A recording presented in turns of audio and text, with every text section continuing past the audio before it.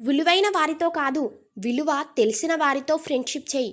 నువ్వు బాధపడే రోజు ఎప్పటికీ రాదు. కష్టాలను ఎదుర్కోవటం ఇబ్బందిగా అనిపిస్తే సుఖాలను వదిలేయండి. కొన్నాళ్లకు అదే తిరిగి వస్తుంది.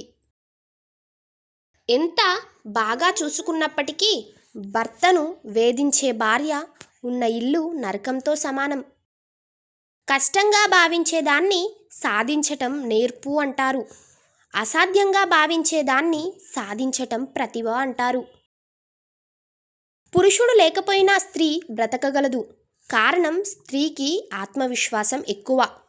స్త్రీ లేకుండా పురుషుడు బ్రతకలేడు. కారణం పురుషుడి ఆత్మవిశ్వాసమే స్త్రీ కాబట్టి.